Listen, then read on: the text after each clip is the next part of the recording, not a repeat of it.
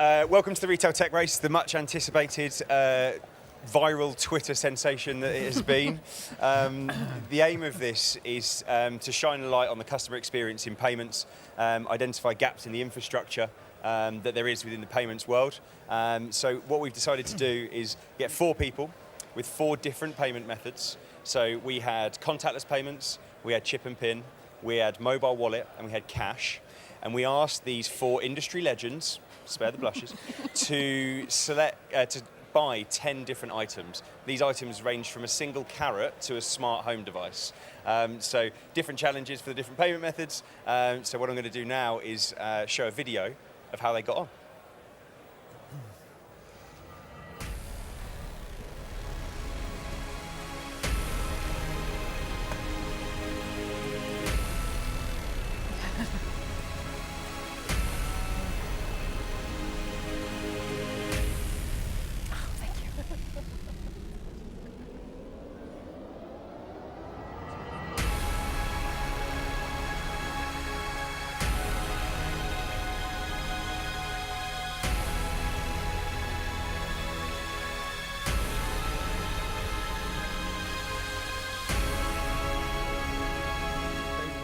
It has been for Team Contactless.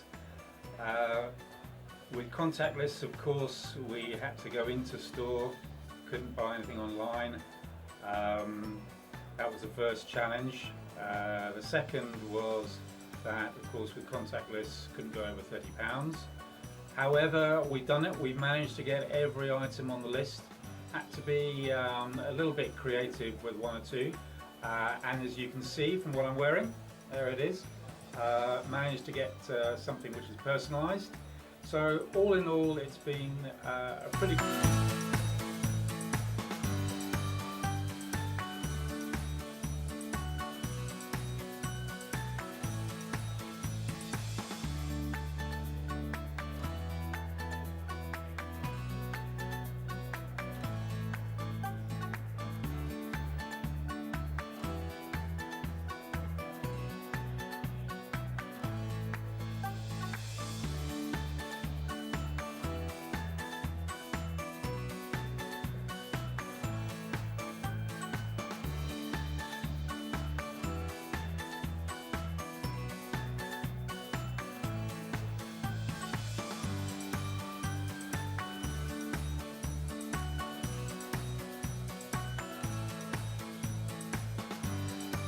Items down, 3 to go, and I want to try and challenge myself a little bit. So I'm going to go outside and try and use just Apple Pay to buy the rest.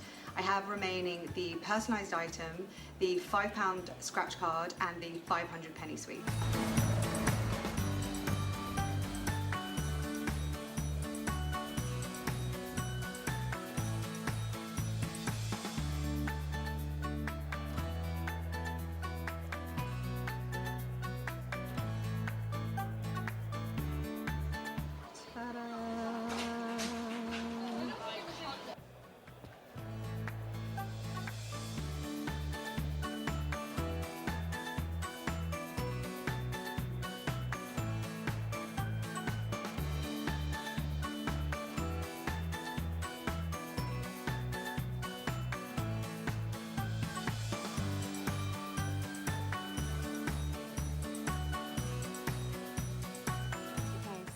Done, challenge complete. Downside, I now have to wait for everything to be delivered. This is where I wish that Amazon had worked for the sake of Prime and getting it at least next day, but sadly not.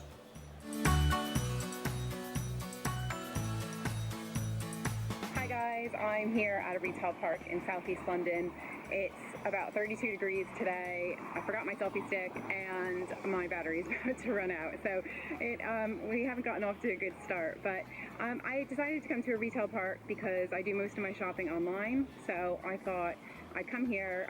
I've got a huge selection of shops and hopefully be able to get all 7 items on my list in one go. Unfortunately, that hasn't been the case.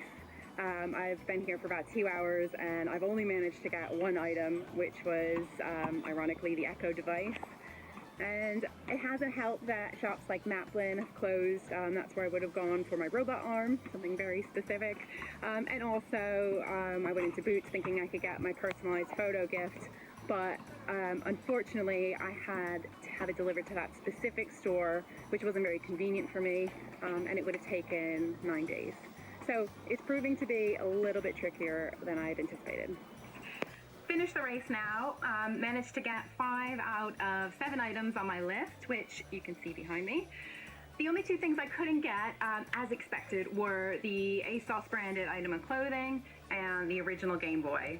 I wanted to go online for both of these items, but naturally couldn't use chip and pin, so I scoured charity shops and secondhand consumer electronics stores, but had no luck.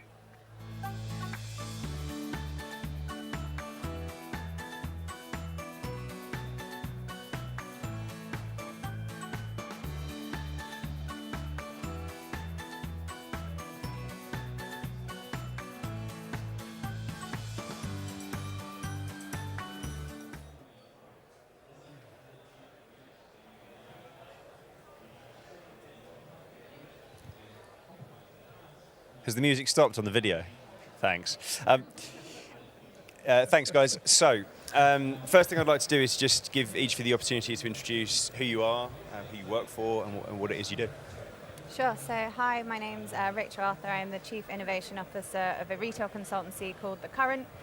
The short version is that we broker deals between brands largely in the fashion and luxury space with startups and enable innovative experiences and integrations to come to life for their retail stores.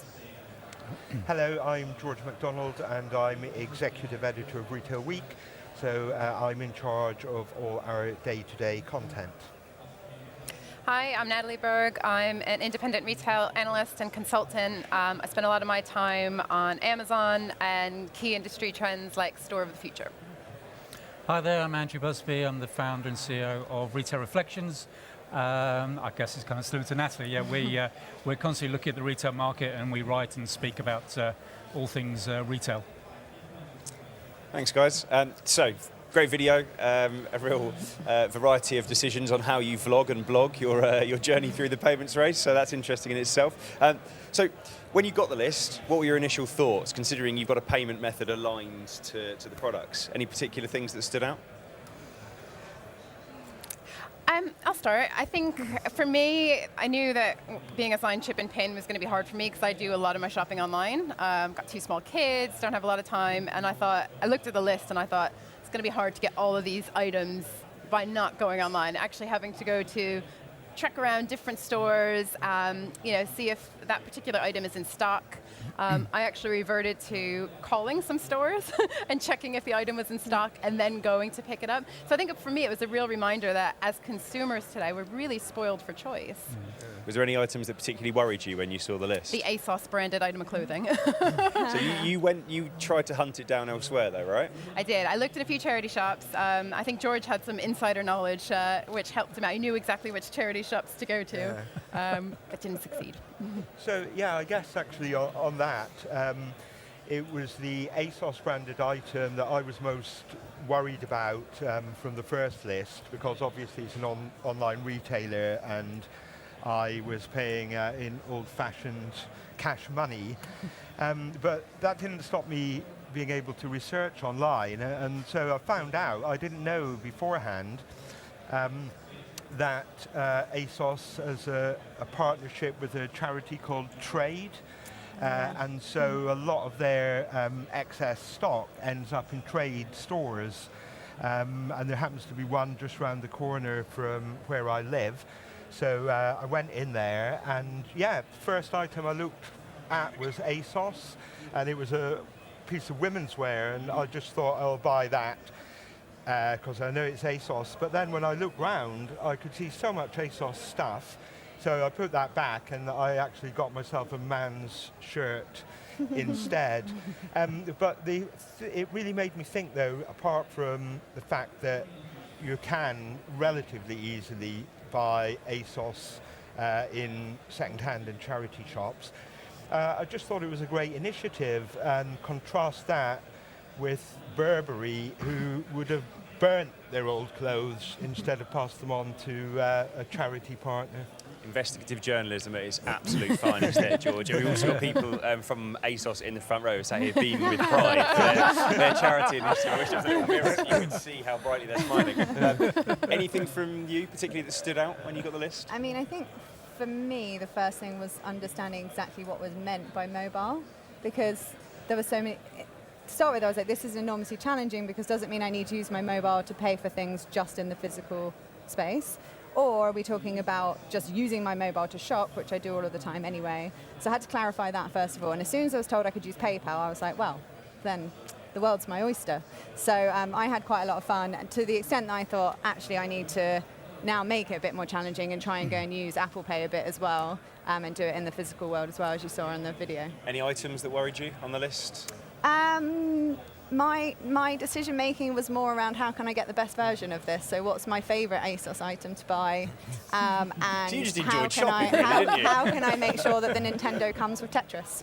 That was my main thing. There you go. Andrew, you strike me as a man that likes planning. A game plan, was there one? Well, we need to be serious. This was clearly biased against Team Contactless. We had, £30 limit. So what can we? So no, to answer your question about the list, most items it was horror, and I spent the first couple of times looking at things. Where on earth, with Contactless, am I going to get an ASOS branded piece of clothing, a Nintendo Game Boy? But of course, Team Contactless, we were resourceful. We did our research and our planning. We did okay. I see. Is this the supporting cast? You say team. Okay. All right, you've got an accomplice. Fine. Question you later. So, anybody else have a game plan? Or was it just I'm just going to go out there and just see what I can do with the payment method that I've got? Or was there anything more sneaky and conniving than that?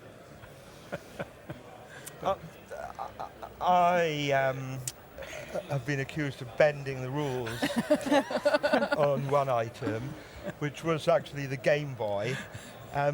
So, when you were a kid, if you wanted something and it was only available mail order, you'd save up your pocket money and then your mum and dad would order it for you.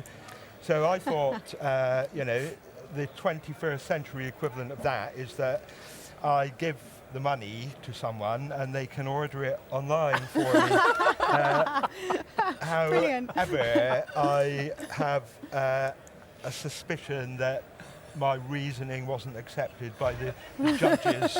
So there's down my list of things to ask was, does anyone have any confessions? But George, your honesty is admirable, and it will be rewarded. And I thought my robot arm was bad. That was the next one I was going to ask, if anybody had any confessions. Listen, it's Do you a want to explain robot it now? and it's got an arm, and so I got, because all the robot arms were, I couldn't, so I've got to find something. So I got this, and it said on the box for 8 years plus.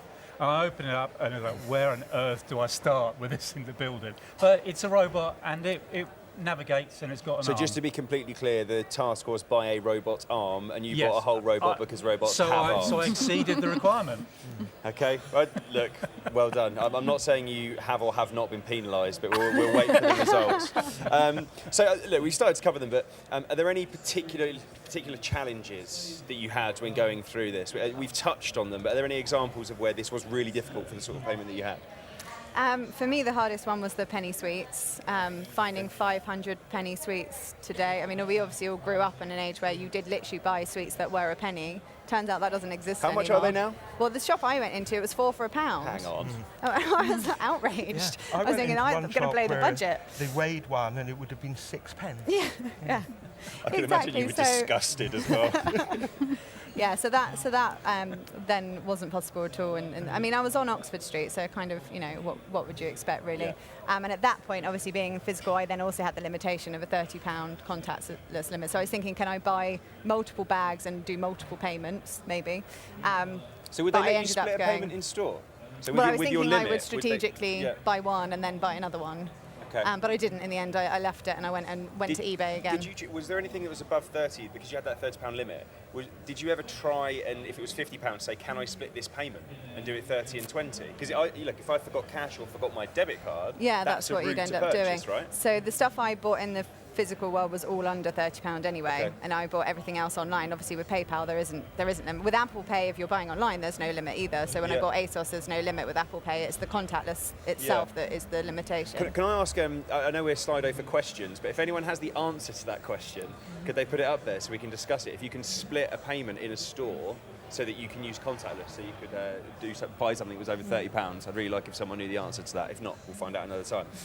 Any other particular challenges that you guys faced? I think for me it was the cheaper stuff, those low value items like the £5 scratch card, where if I use my card using chip and pin, they'd charge an additional fee. So I mean, considering that the aim of the race is to not only source the stuff but to do it as cheaply as possible, I think that was a reminder that in some cases cash is still king. Yep. And yeah, I think that was the main thing. And there were some, I won't name the retailer, but there was another retailer where I couldn't even use my card if the order amount was less than £10. So using a card wasn't even an option. So that was a surprise to me as well. Presumably they were small, because obviously if you go into like Sainsbury's, which is where I bought these things and stuff, and Pret for the coffee, there isn't any limitation at all. You know, you can 50p and you're fine kind of thing. It was a chain retailer. I won't Really? name names, but yeah, I was surprised. That's interesting, yeah. Yeah. Andrew, any particular challenges for you, sir? Well, the challenge, I guess one of them was going into a supermarket and buying a single carrot and asking for a receipt. That was an interesting experience. But I'll give a shout out actually to one because they were this is trying to buy the champagne, which is the one that I failed on. But I went into all sorts and I tried Majestic, and a shout out to Majestic Wine in East Grinstead. The guy there was really, he couldn't, it was at 40 something, which is a normal RRP. But he was phoning around all different places and trying to, really trying to go out of his way to help. And I thought, well, yeah, well done. That's, that's good. So we Maybe had a that little bit of answers that. your question on the contactless one, though, in terms of being able to split it. Majestic obviously wouldn't let you split the champagne over two payments. No, they wouldn't. Okay, there we go. Maybe some others do. So Natalie, you mentioned that you called ahead. How was that? How did that make you feel? Because that's not the thing we do these days, right? No, it's a flashback to sort of 2003. Because I was using chip and pin, I was trying to get creative and I wanted to use click and collect because I do a lot of shopping online. So I thought if I can order online and then collect it in store, but of course, the only retailers that let you do that with reserve and collect are Argos, and there's only a few. I couldn't get this particular product at Argos, so I called I think it was Smith's Toys, and I asked them to check the stock. Yeah. So it was a real reminder that actually today we are really spoiled for choice, and we've got so much right at our fingertips, and actually we don't have to work as hard. So it's a reminder for me. Yeah, actually. Something that I think draws some of the points together here. If we go back first of all to Penny Sweets, when I got that I thought this is going to be really easy to buy in cash and I'll just snip round the corner to the newsagent. I assumed they still existed, like they'd be all over the counter. But of course they don't. So then I did this same thing of having a look in a few places and it being really expensive. But then I asked my local newsagent whether he could get some in for me from the wholesaler, which he then did. And we had to get 500, but he sold them to me at wholesale price. So they were £4, and it was actually a box of 600.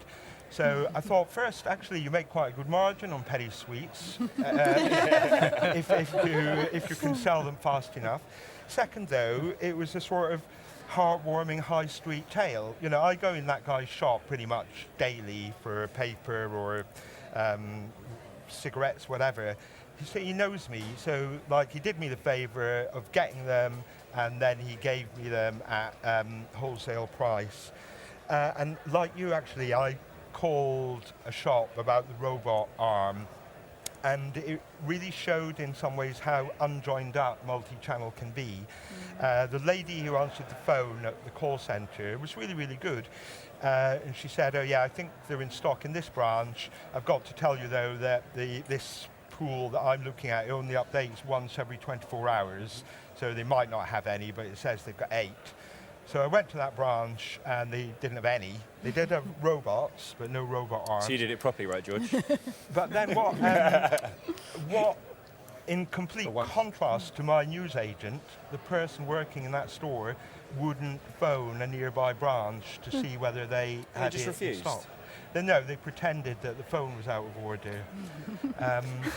So it's like it restored my faith in the it renewed, strengthened my faith in the high street about what I could get from my local shops, by which I mean like independents, but also multiples that I used. I was able to buy everything within 10 minutes walk of where I live. Now, that's partly because I live in an urban area. Lots of people couldn't do that. But because I'm quite old-fashioned and use cash quite a lot, I had quite a good sense of where I would be able to go and get things. So I didn't actually do too much schlepping around to find the stuff. So if you don't want to walk too far, cash is your best option. We got that from George. There's insight from the top. I was speaking to somebody from Klarna last night, and they were saying that ATMs are closing, hundreds a month at the moment. I'd love to know from each of you your opinion on the future of cash. What do you think? I mean, for me, the idea that you can just and actually, maybe to preface that, I should first say that I had never used my mobile in a store to pay, in terms of using Apple Pay. To the extent that when I was in Snappy Snaps and went to pay, I then realised that I had to first register my credit card. So then I had to call my bank and set it up. And very, very kind woman was very patient whilst I did that. Snappy Snaps full stop was an incredible experience. She helped me make the perfect keyring, which was most enjoyable. No, I didn't bring it with me. So I had to. So that took time. But once that was done, since then I've been using my mobile to pay for loads of things all the time. And so for me, future cash, I think, I never ever have cash anyway because I was always using contactless. I think it would be nice for the contactless limit to increase. So that you can use it for everything, but the mobile thing is just so easy. Out of interest, who's got cash on them now? You put your hand up. Okay, that's more than I expected. Okay. The only time I ever have cash is when I'm going to have my nails done. Because they don't take card? They don't like taking card. Yeah. We'll call them about the tax man. Yeah. George, just give us their name and we'll... I think it's probably every salon. Yeah, exactly. I think it can be, the death of cash can maybe be a bit overdone. So obviously, like, ASOS is an incredibly popular business with younger shoppers. But so is JD Sports. Had results on, I think it was Monday. Yet again, record sales, record profits. And this is a quote directly from their results statement. The importance of cash to a high proportion of our demographic means we expect physical retail to retain most of its current level of importance. That's not someone looking to the past. That's an incredibly successful retailer at this moment. And it sort of confounds the idea that if you're a younger person, money is not where you're at. Okay, very interesting. Yeah, I think I would say the same, really. Just this idea that, dodging George's pens. If you could see the convenience of contactless in the future of mobile, and I think as more and more consumers feel comfortable with that technology, more and more retailers have that as an option, you can see that superseding, having cash on you. And I think for me, the biggest takeaway from the race was that actually when it comes to payments, there still really is a lot of friction. And I think at a time when consumers expect to have a seamless experience, we have so many different touch points today. We have so many different ways of having our products delivered. There's an incredible amount of choice out there for consumers, but still a lot of complexity for retailers, and I think payments is a part of that. Yeah. I think for me, a comment on cash, and my own habit is to always maybe have, I don't know, a £10 note or a couple of fives or whatever. The thing with those, of course, the new ones, they're so slippery. They do literally. I mean, I've lost, several times. Yeah. They fall out of your pocket. But I notice, particularly if I'm coming up to London, you want to grab a coffee, you want to grab a sandwich or whatever, I'll always use contactless because I don't want that change jangling around in my pocket. It seems somehow inconvenient. So you just, contactless and that's it. But for me, the kind of link to that, and obviously I was using contactless was the obvious thing with the limit.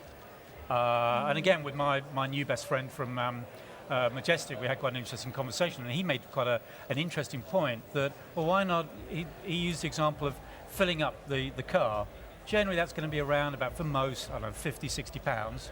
Why not raise it to that sort of limit? And it would bring in a whole new, it would, I don't know what the figures might be, but I would imagine it would increase the sort of transactions enormously. Yeah. So this could be fake news, but it's a fact that I heard, and I can't remember where I heard it because it was a while ago. But the contactless limit was at £20, and I read a piece that the average spend in a UK supermarket was £26. So apparently, when they changed it up to 30, that drove the adoption. So I completely get your point. We've got to. I don't know what the plans are to increase it. Again, I haven't heard of if anything. you're hugely knowledgeable and sat in the audience, if you could send us an answer rather than a question, that'd be really nice. But I fully get your point. So there's 4 people here today. There were racers. There was due to be a 5th, and it was somebody who was going to try and pay by Bitcoin. And we're not 100% sure whether they decided it was impossible or they had other plans. So predictions on Bitcoin? Anybody want to be brave enough to say that say they've got a real view on it? I think the fact that they're not here probably says all we need to know. That will do, won't it? Right, so the moment you've all been waiting for. I know Andrew hasn't slept for 3 weeks because he's so nervous about who the winner is. So the way that this was scored was you had to spend as little as possible. So clearly with being able to choose any payment method, you can select just whichever is the cheapest. But here people had to choose one method and pay the cheapest. So there were also penalties. So for items that you didn't buy, there were penalties which added to your score. So effectively you had to get the lowest score possible. There was some where we added penalties that were sort of half penalties, for example, buying a whole robot. And I think we did add a little penalty for George's use of creativity with using cash to buy something from ASOS. So excellent. Right. The moment you've all been waiting for. In fact, what I'm going to do is I'm going to go and collect the prize for the winner now, so you'll have to bear with me. One sec. Is it a single carrot? Whoever wins is going to look awesome in this. Okay, so.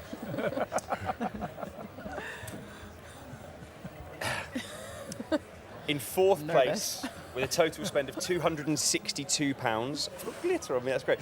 61 pence is Natalie.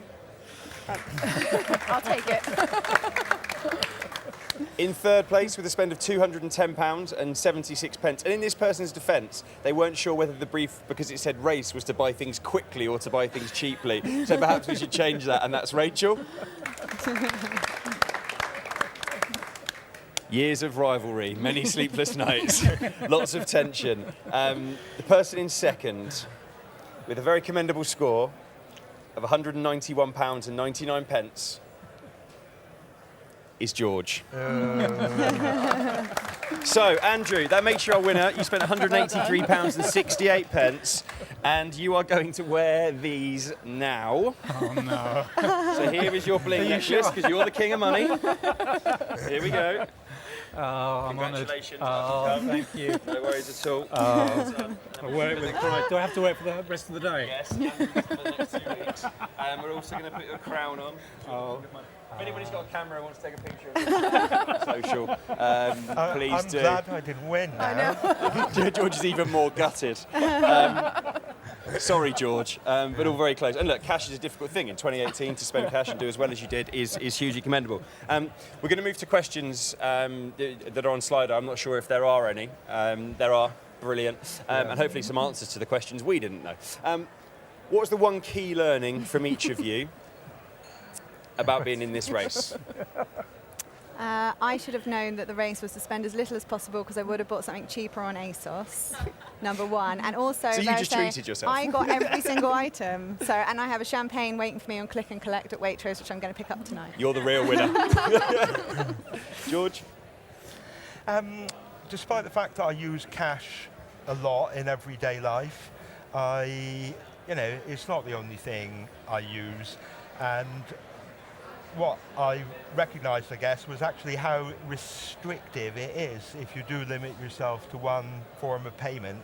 And it sort of opened my eyes, actually, to how convenient it's become to pay compared to in the old days, if literally all you could do was take out money.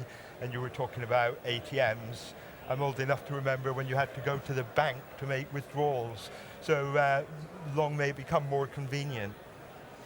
Yeah, I guess I'd echo George's comments, and just that payments are something to me that sort of happen in the background, and I don't really consider if I'm, using chip and pin or contactless. It's just something I do. So when you're limited to one form of payment, it really highlights the friction. So do you think it's the having the option or having one that serves all?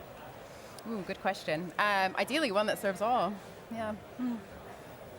The King, what do you think? I think it was interesting because when I got the first list of 7, I looked at it and thought, how on earth, as I said earlier, how on earth am I going to? So one of it was being resourceful, and again, to get the Game Boy, I went online, found somewhere miles away from where I live, but they put it by and so forth as cash converters.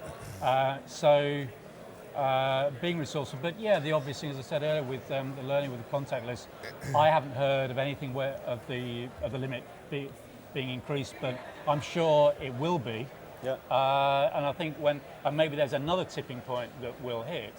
You mentioned the supermarkets and the average spend of 27.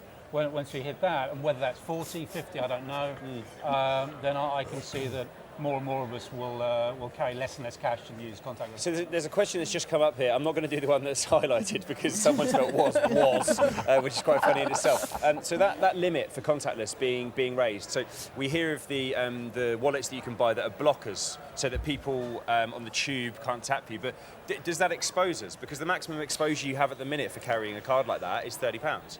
So is that a concern, do you think? I don't think so, because people already can use your card details online to spend whatever they like. If they've stolen your details, they need to know that code, can't remember its name, that 3-number code on the back. So in some ways it's a bit artificial, I think, to set a very low limit on it. Yeah. A robot has 2 arms, he went above and beyond. We've already established that you've got someone on your team in your audience.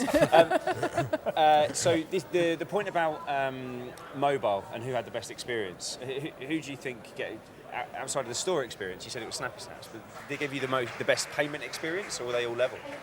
Yeah, I mean, it's all level because you literally just tap. I think my concern really with it now is that I keep sort of accidentally tapping it, and I'm kind of concerned, am I going to slightly accidentally pay for something twice? But that's probably just because I'm getting used to it still, I think.